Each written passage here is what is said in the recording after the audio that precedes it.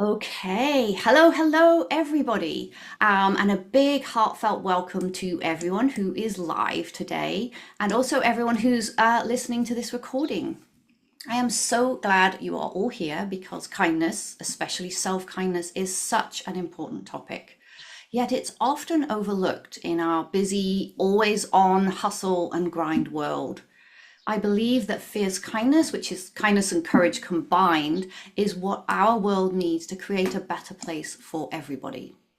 But at Fierce Kindness, we also believe that whatever change the world needs, we must start with being kind to ourselves so that we make those changes from a position of strength. And then from there, our kindness ripples out.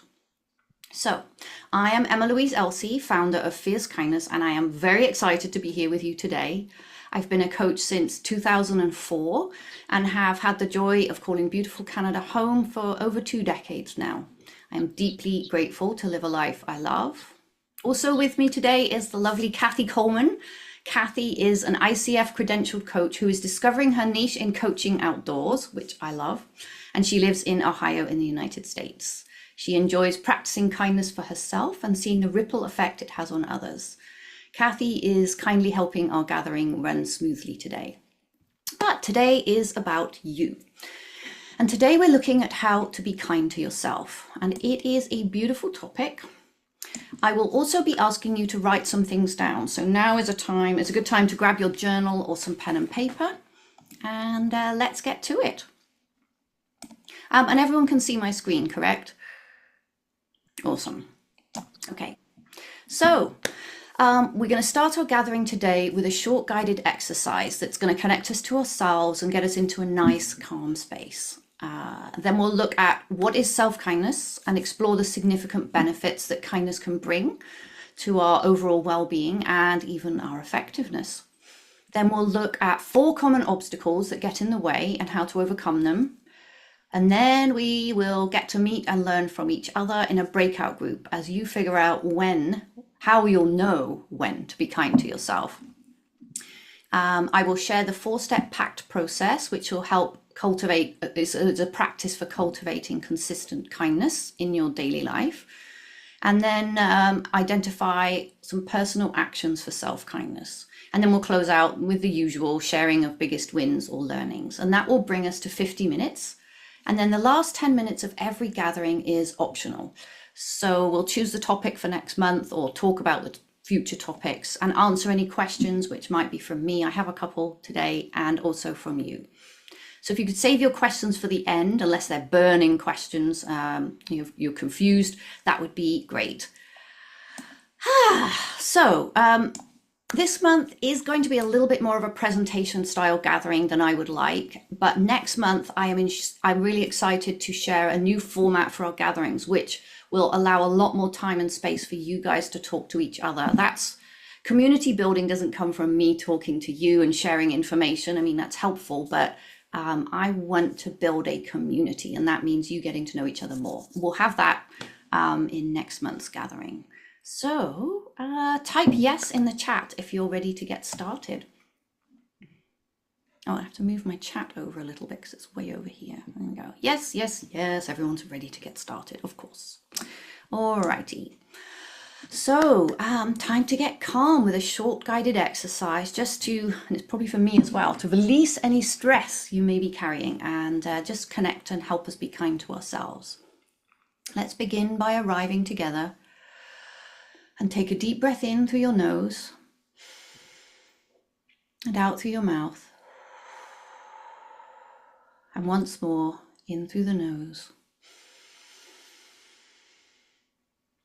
and out through our mouths. And let's do a few gentle movements just to come into presence. So I'd like you to keep breathing deeply. And then I wonder if you can just do a couple of shoulder rolls now, up and back. And then reverse that back, up and forwards. And next, if you can do it without knocking anything over, put your arms out in front of you and do a couple of wrist rolls. First one way and then the other. If you can, interlace your fingers and stretch your arms out in front of you. That feels really good.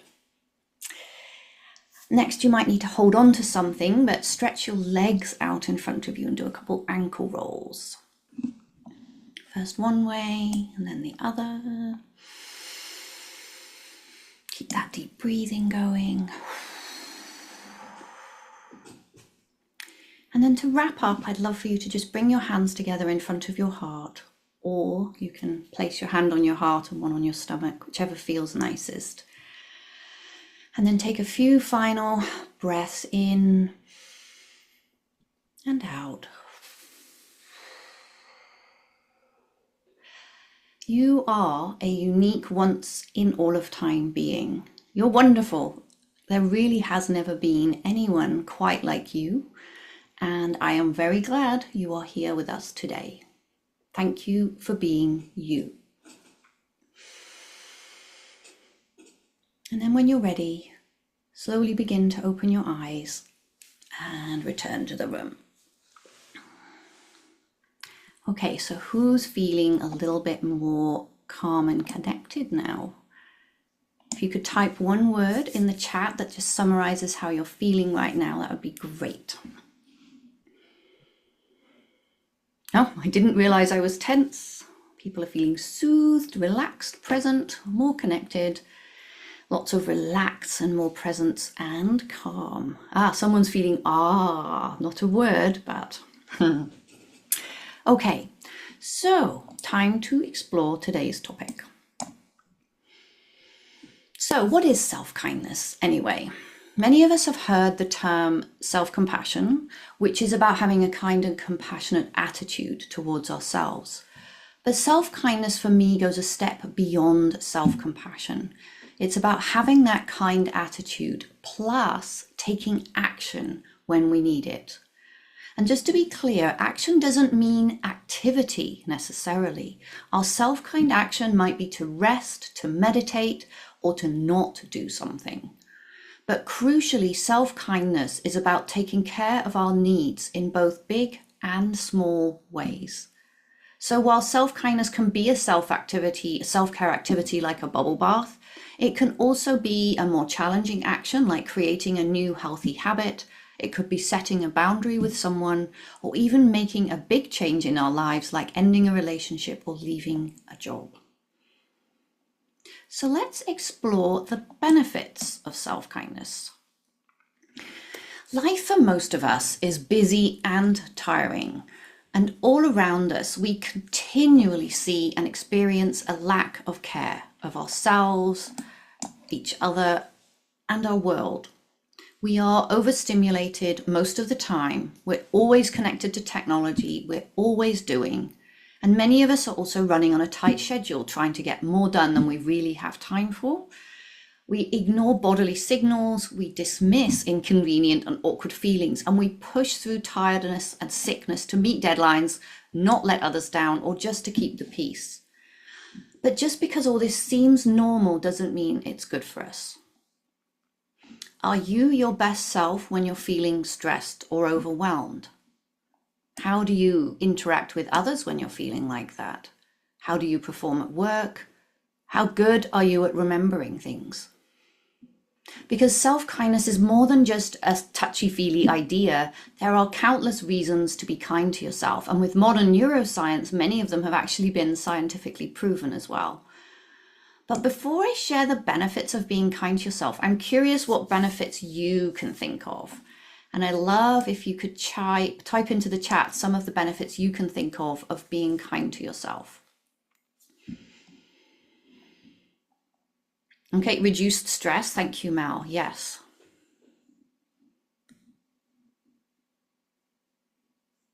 Counteracting negative thoughts. Yes, that's a very good one, Betty. Overall sense of happiness, feeling more creative, more clarity, more peace within, increased well-being. Oh, you're taking away everything I'm going to say on my slide in a minute. If you can't be kind to yourself, how can you be genuinely kind to others? Great question, Jen. Trust, more engagement, I feel better and can give more to others, and managing stress. So yes, you guys have nailed it. Here we go. So really amazing examples. That's why you are kindness trailblazers. So number one, our physical health. Being kind to ourselves lowers the stress hormone cortisol, which is good for our bodies. And being kind to ourselves also helps us make better lifestyle choices. We tend to eat better, sleep better, and do more exercise. Being kind to ourselves helps us with our mental health. It helps us regulate our emotions, reduces mood swings, and has been scientifically shown to reduce anxiety and feelings of depression. We are less self-judgmental and we have less perfectionism because self-kindness counteracts and regulates our negative self-talk. And it makes us more authentic. It helps us be more accepting of ourselves as we are, not as we think we should be. And it's also key in responding to and managing our inner critic. It also helps us become more accepting and more forgiving of our flaws and mistakes. We are more confident because self-kindness is literally an act of valuing yourself. We're nicer to others. This is often a strong motivator for people who are very service orientated, that realizing that when we're kind to ourselves, we actually have more energy for our own emotions, which means we have more mental space to empathize with others. We are more creative. I think Valerie said this. Self-kindness promotes a less critical and more relaxed inner atmosphere. So it's easier to have those ideas, and we're also more likely to take creative risks. We are also more productive. We get more done because we're not wasting time in self-doubt and procrastination. Studies also show that kindness makes us better problem solvers and can even improve our memory. We are more resilient when we're kind to ourselves because of all of the above. And when difficult situations occur, we're stronger and have a more positive outlook. Plus, we tend to bounce back faster with less self-blame. And finally, when we are kind to ourselves, we just take better care of ourselves. We set better boundaries, we meet our own needs, which means we enjoy life more. In short, self-kindness makes us happier. So I'm curious which of these benefits resonated with you. What benefits would you like to receive from self-kindness? And if you could write down your top 3 on a piece of paper or in your journal, what are the top 3 benefits that resonate with you? And then when you're done, I'd love for you to type one of those into the chat.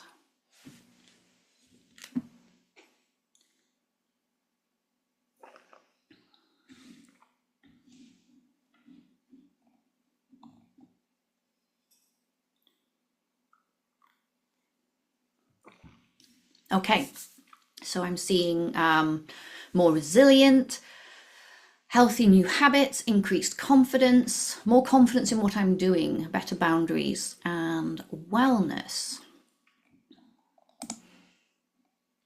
Anyone else want to type one of their top benefits? Yes, better physical health, that's coming up, better mental health. Number 9, happier, being happier, and more self-esteem, less self-judgment. So it's interesting, we each have a different take on what we'd like to get out of self-kindness. Increased creativity.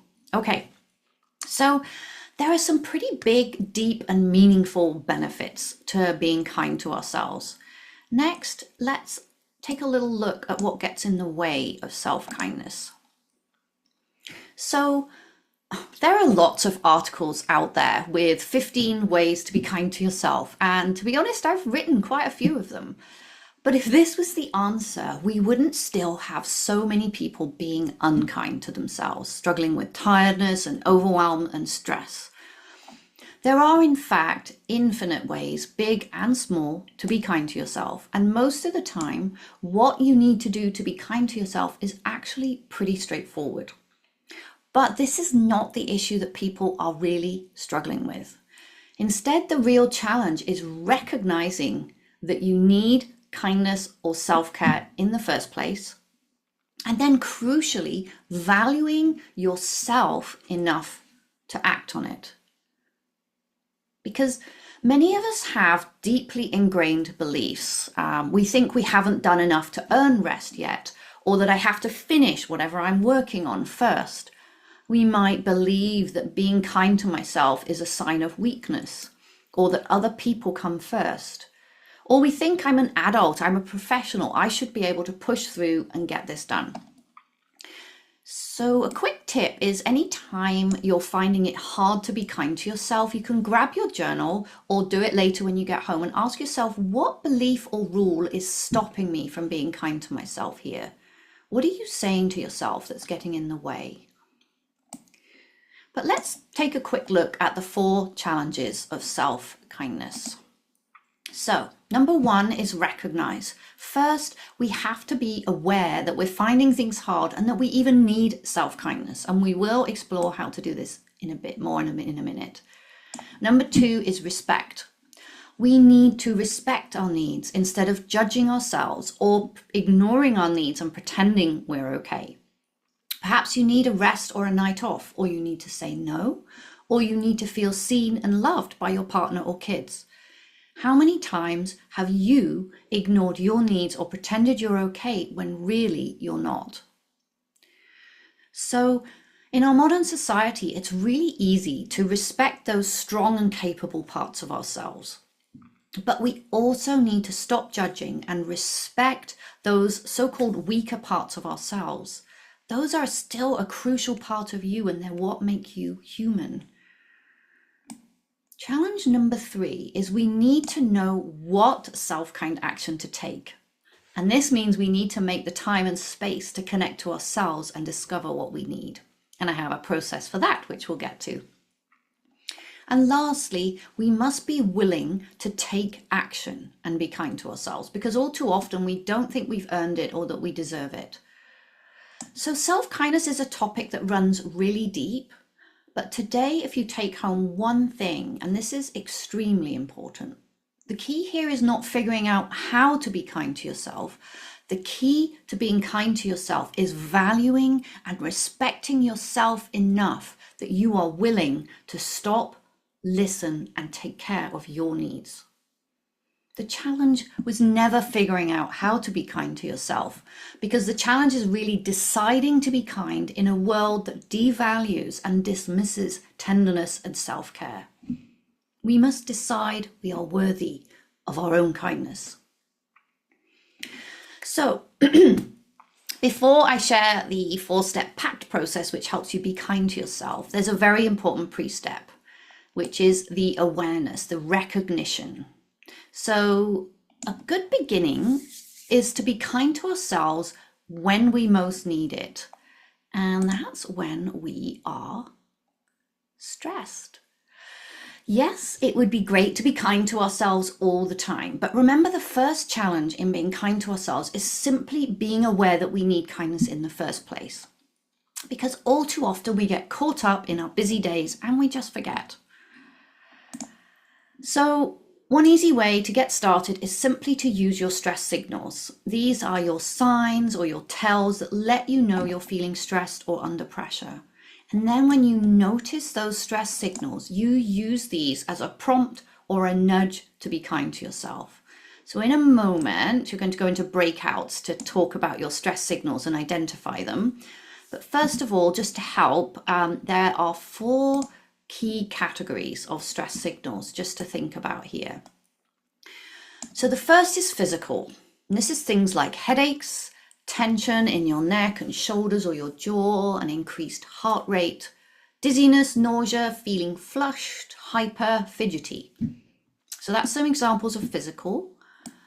Emotional changes are also types of stress signals. If you feel sad, tearful, on edge, grumpy, that's one of mine, I get grumpy, easily frustrated, feeling bad, shame, guilt, grief, even feeling wistful or nostalgic can all be signs that we are feeling a little bit stressed.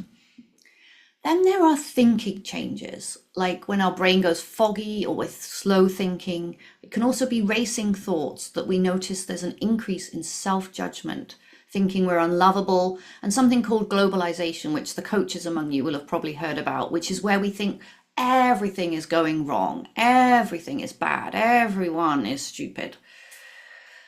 And the last one is behavioral changes. This is things like craving sugar or fatty foods, rushing, being more indecisive than usual, withdrawing from others, being snippy, intolerant, feeling oversensitive, and perhaps even swearing. So to give you an example, my top 5 stress signals are a tense neck and jaw. I start swearing. I rush things unnecessarily, often trying to do many things at once. I snack. I definitely head to the snack drawer, especially sugary foods. And a bizarre but extremely helpful one is I have this strong urge to tidy everything. And I want to make a list because I know that's going to help me get back in control. This list of my stress signs is super helpful because now when I notice one or more of these signals, I know it's time to slow down, check in, and be kind to myself. And that's what I would like for you too. So now it is your turn. Time to identify your unique stress signals. What do you notice in your body? How do you feel? What do you say to yourself? How does your behavior change? And what do you do or not do? I'd like you, when you get into your groups, to talk about this, to be as specific as you can. Oh my goodness, I don't know that I am recording. I had a panic there that I wasn't recording this, sorry. So I'm going to assign you to breakout rooms, and I really want you to share and think about your ideas. So if you're struggling to come up with ideas, one way is to think about what a loved one or colleague might notice about you when you're stressed. You will have about 8 minutes in total, including a little short introduction. And the goal is for each of you to identify 3 to 5 of your own top signs of stress. So I'm just... Okay, welcome back everybody. So we'd love to hear from some of you. What came up in your groups? What did you discover about your unique stress signs? Who wants to go first and share some of the signs of stress or a key insight? Rachel, please. So this is a great exercise. So helpful. Thank you, Emma Louise. I was with Kim and we had very similar ones and they were both of them like the physical was we both had our versions of the physical, and then Kim called it her mental shutdown, and for me, it's the kind of the freeze. And so you talked about when your computer's got too many programs open and then it freezes. So that's kind of that, like when there's too much going on.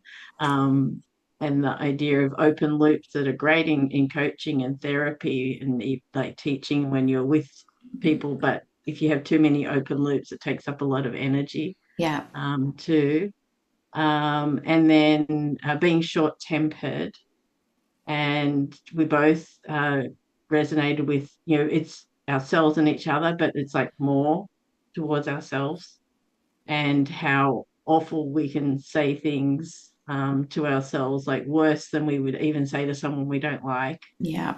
And Kim teaches, and she was saying, like in the writing, like she discussed about the how people are awful to their own writing, and they wouldn't be like that to other people. So yeah, that self-criticalness really comes Okay. out. Yeah. Negative self-talk. Yeah.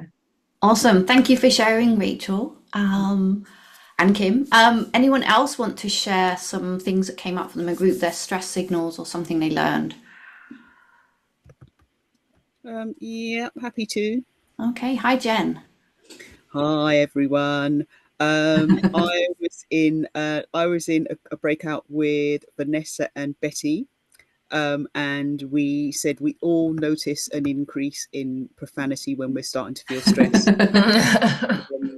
And I really loved Betty's contribution in particular was that sometimes she'll sleep too much and sometimes not enough. It feels like a bit of a crapshoot.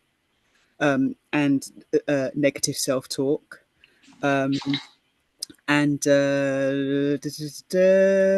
Vanessa has recognized the sensations in her shoulders and chest, and is now trying to kind of stop herself and do more deep breathing.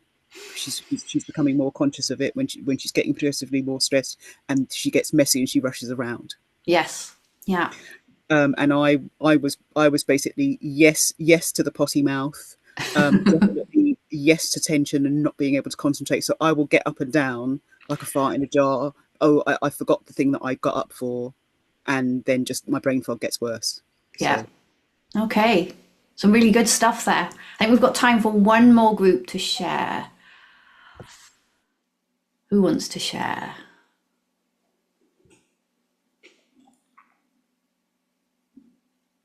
I'm happy to share for our group. Okay, Mel, lovely. Thank you. So I was with B-Boy and Kitty. And interestingly, the sort of indicators of stress, yes, there were some similarities, but we all had different things. But the acts of kindness were all similar. They were all physical. And it was Kitty who drew out the point that, you know, these physical activities get us back into our bodies and make us more present again. So walking, yoga, going to the gym, as physical acts of kindness to just bring us back and center ourselves. So that was probably the biggest point that was common to all of us. I love that. Yeah, I think we tend to go out of it. We're in our heads so much. And I think tech gets us in our heads. So to do things that get you into your body can be really powerful. Thank you. Okay, so you've noticed your stress signals. And now you need some self-kindness. And Mel's led us into this a little bit. Now what? I'm going to share the 4-step PACT process for self-kindness. So there we go.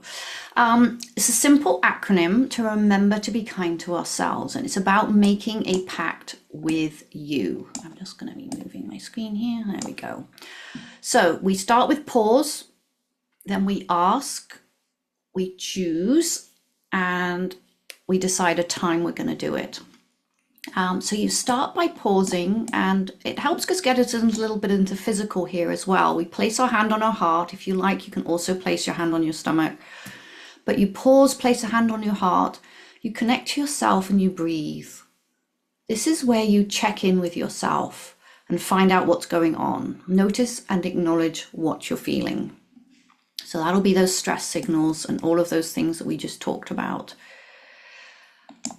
Then we ask, what do I need right now? And if it helps, you can write this down. Importantly, be open to hearing whatever your body or mind has to tell you. In ask, we're just figuring out what needs we have that are not being met. Choose what you will do for yourself. There are always many ways to get a need met. So if you need rest, does that mean an early night? Does it mean taking a nap this afternoon or right now? Does it mean sleeping in tomorrow, taking a day off work, or planning a vacation? You get to decide. Know that self-kindness can be absolutely anything. It is whatever you want or need in that moment. And it's okay if you can't do the action right now. If you're about to do a huge presentation, you can't just go and take a nap. But you can decide when to do it in the next step. So choose is really about thinking about the options that are available to you and choosing one way to be kind to yourself. And a quick power tip for you. If you are stuck on choose and wondering what the right self-kindness action is, a sign that you've made the right choice is a feeling of either excitement or relief. So when you're choosing the action you're going to take to be kind to yourself, if it feels great, if you feel that sense of relief or an excitement about it, you're onto a good thing. And then lastly, time. This step is crucial because all too often when things get tough, we abandon ourselves. We get busy, we forget. And this is actually an unkindness, especially when we've stopped and we've recognized what's going on and then we don't do it. That feels really bad. In fact, sometimes it might even feel worse. So you've got this far. Don't abandon yourself now. Choose a time when you will do it. So we either choose to do it now or we make a commitment to ourselves for exactly when we will do it. And that is the PACT process, where you make a pact with yourself. You may find it helpful when you start to do this in your journal or write it down. Oh, and I also created a worksheet, which I have here. Actually, I think I created a worksheet, and I will put the link at the end of the session in the chat. So the PACT process, you start by pausing, you ask what you need, you choose a kind of action and a time when you will do it. And as you get better at it, this will become a habit, and then you can do it on the fly. Finally, as you learn to pause and look within and pay attention, you'll discover that most of the time you already know exactly what you need to do. You're just not doing it. So before we move on, I wonder how your life would be different if your default response when you were stressed was being kind to yourself. Okay, so now we're going to make self-kindness personal to you. So while the PACT process can be used in the moment, when you notice your stress signal. So that's the point. You recognize that you have a stress signal. Now you have a process, something you can do. But you can also be proactive about being kind to yourself, as we're going to do now. So grab your pen and paper, and I'd love you to write, what do I need at the top of your page? And I'm going to do this as well. And then I would like you to just pause for a moment. If you like, you can put your hand on your heart. It's optional. What is one thing I could do to be kind to myself today? So this is just a little practice, a mini pact. Pause, take a deep breath in, connect to yourself. What do you need? And then write down when specifically you'll do it as well.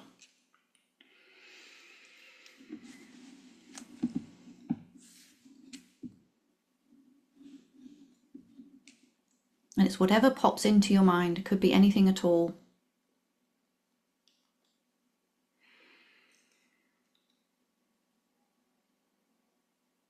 And then when you've done what you could do today, what is one thing you could do to be kind to yourself this week? What would feel wonderful to do for yourself this week? It can be big, it could be teeny tiny, or anything in between. What would excite you? Or just give you that big feeling of relief? Write it down. And also remember to write down specifically when you will do it. That's the T part of PACT.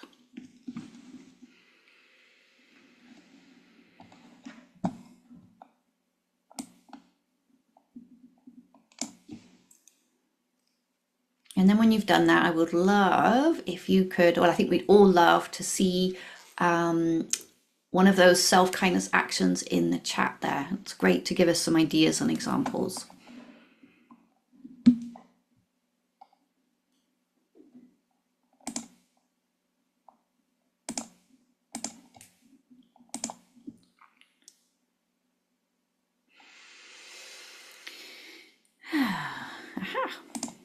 Have some messages popping in. Some fresh air today. Go for a walk for about 15 minutes. Thank you, Mal. Take a walk tonight after dinner. Walk later in the evening. Walk lots of walks. Pulling weeds in the garden. I also find weeding very relaxing. Picnic and walk. Love it. Write a poem after this call. Love it. And get a haircut on Saturday. Move my body more. Going to be more present with my friends. Except I'm doing the best I can with a big busy schedule. So forgiving ourselves, accepting where we're at. And we got a soak in the bath, more walking, bike ride, and going to bed early. Awesome. Okay, that's a great selection. Oh, some exercise popping in there. Okay, so yeah, I think we're ready to wrap up here. There we go. Okay, so self-kindness is just a decision away, a decision to respect and value yourself enough to take care of you. I like to say that self-kindness is all about self-worth at the bottom of it. Using your stress signals as the trigger or nudge that lets you know you need self-kindness. And then it only takes a minute or so to pause, ask, choose what you'll do, and then commit to a time when you will do it. And are you worth that minute? And then gradually with practice, you will find that being kind to you becomes a powerful habit. Your life will feel easier and more enjoyable. And remember all of the benefits of self-kindness that we talked about earlier. So I would love, as part of our wrap up, if you could type in the chat what was your biggest win, takeaway, or insight from the gathering today.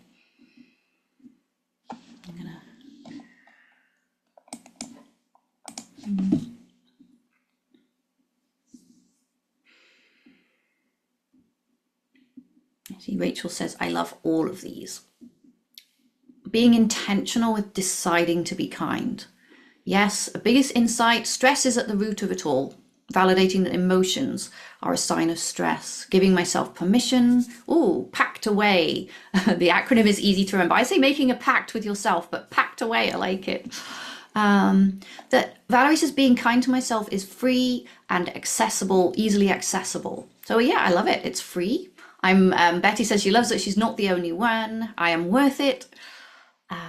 It's easy to say I need to, but we often don't do it. That's very true. And being aware of our emotions so that we don't become grumpy and short with others, and needing to write down what I need to do and putting a time to it. Yeah, those are all great wins. I love it. So, we got one more popping. Self-kindness as valuing myself and the PACT process.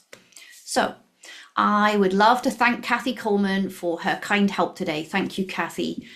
And whether you're here live or listening to the recording, I want to thank you all for being here and for being part of making our world a kinder place. Remember that each of us has the power to spark meaningful change in ourselves and others, and that every kind action we take creates ripples of kindness that flow out into the world and make it a better place. You are a kindness trailblazer.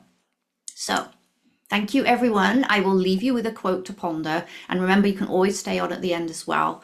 Quote, I love this quote. Christopher Germer is a compassion researcher, and he says, a moment of self-compassion can change your entire day. A string of such moments can change the course of your life. So believe in the power of self-kindness. And that wraps up this month's Fierce Kindness Community Gathering. A huge thank you to everyone. And remember to stay on the call if you have any feedback, questions, or would like to choose topics for future gatherings. Bye, everybody. Bye.